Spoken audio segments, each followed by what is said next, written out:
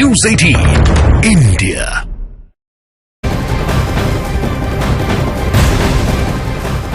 और बिहार की सियासी हलचल से जुड़े इस वक्त की बहुत बड़ी खबर दिल्ली से आ रही है। बिहार की राजनीति में पटना से आ रहे बड़े बदलावों के संकेत के बीच केंद्रीय गृह मंत्री अमित शाह के आवास पर देर रात तक बैठक चली है, जिसमें बीजेपी के राष्ट्रीय अध्यक्ष जेपी नड्डा, बिहार बीजेपी के मुखिया सम्राट चौधरी, सुशील मोदी, विजय सिन्हा और रेणु देवी समेत कई नेता यहां पर शामिल हुए हैं।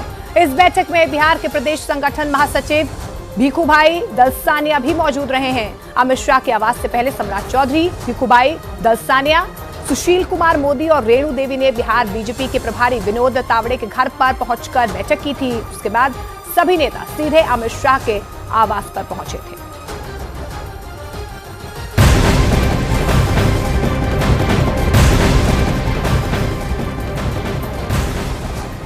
अब एक बड़ी खबर दिल्ली से मिल रही है, जहां बिहार की राजनीति में पटना से आ रहे बड़े बदलावों के संकेत के बीच केंद्रीय गृह मंत्री अमित शाह के आवास पर देर रात तक बैठक चली है, जिसमें बीजेपी के राष्ट्रीय अध्यक्ष जेपी नड्डा भी इस सब पर नजर बनाए हुए हैं। सबके बीच में एक और बड़ी खबर आपको बता दें, बिहार में सियासी हलचल पर सूत्रों के हवाले से ब्रेकिंग न्यूज मिल रही है। बताया जा रहा है कि नीतीश कुमार बीजेपी के संपर्क में है और इसीलिए नीतीश के सम्मान पर बीजेपी नेतृत्व अब चर्चा कर रहा है। बताया ये भी जा रहा है कि बुधवार देर रात भी इस मुद्दे पर पीएम आवास पर एक अहम बैठक हुई थी। सूत्रों के हवाले से खबर यह भी मिल रही है कि बीजेपी में इस बात पर चर्चा हो रही है कि अगर नीतीश कुमार फिर से बीजेपी से हाथ मिलाते हैं तो सीएम पद बीजेपी अपने पास रख सकती है। बिहार बीजेपी के प्रभारी विनोद तावड़े पीएम मोदी, अमित शाह और जेपी नड्डा के संपर्क में है और उन्हें बिहार की सियासत से जुड़ी हुई हर अपडेट इस वक्त दी जा रही है।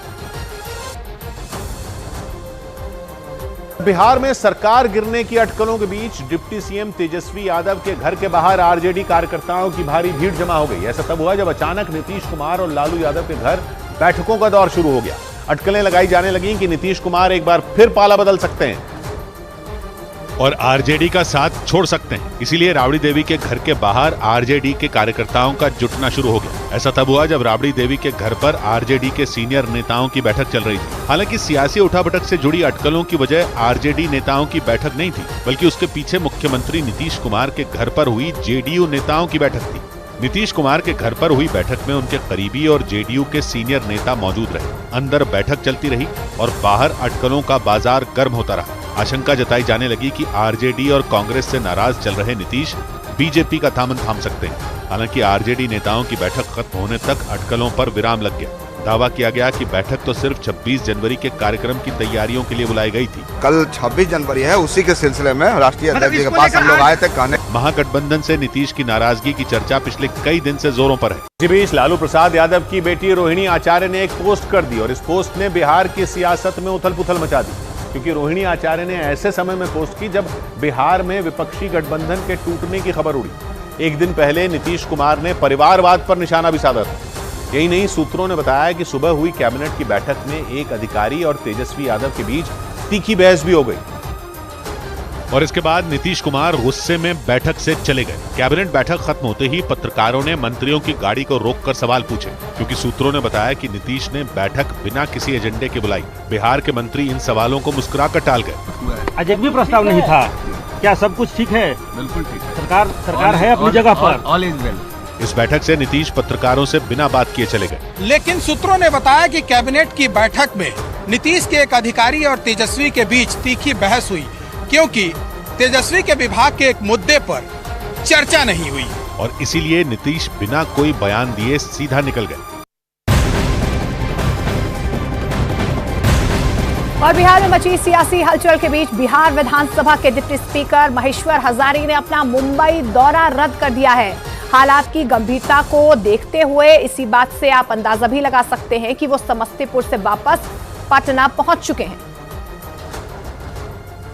तो बड़ी खबर आपको बता दें, डिप्टी स्पीकर महेश्वर हजारी ने अपना मुंबई दौरा भी इस बीच रद्द कर दिया है, क्योंकि लगातार ये कहा जा रहा है कि जेडीयू नीतीश कुमार बीजेपी के संपर्क में है। ऐसे में सियासी हलचल बिहार में बढ़ती हुई नजर आ रही है। इससे पहले खबर आई कि लालू प्रसाद यादव की बेटी रोहिणी आचार्य की पोस्ट से जेडीयू नाराज हो गई। रोहिणी आचार्य ने एक के बाद एक 3 पोस्ट की। अपनी पोस्ट में उन्होंने किसी का नाम नहीं लिया, लेकिन रोहिणी आचार्य ने अपनी पोस्ट में जैसी भाषा इस्तेमाल की उसके सियासी मायने निकाले गए। क्योंकि इन तीनों पोस्ट में एक में रोहिणी आचार्य ने लिखा कि विधि का विधान कौन टाले जब खुद की नीयत में ही हो खोट। अपनी एक और पोस्ट में उन्होंने लिखा कि समाजवादी पुरोधा होने का कर्ता वही दावा है, हवाओं की तरह बदलती जिनकी विचारधारा है। रोहिणी आचार्य की ये पोस्ट आते ही खबर आई कि जेडीयू नाराज है, क्योंकि उन्होंने किसी का नाम तो नहीं लिया, लेकिन रोहिणी आचार्य की पोस्ट को आरजेडी और जेडीयू के रिश्ते से जोड़कर देखा जाने लगा। और थोड़ी देर बाद रोहिणी आचार्य ने ये पोस्ट डिलीट कर दी। लेकिन इससे संकेत मिले कि बिहार में विपक्षी गठबंधन खींचतान बढ़ गई है।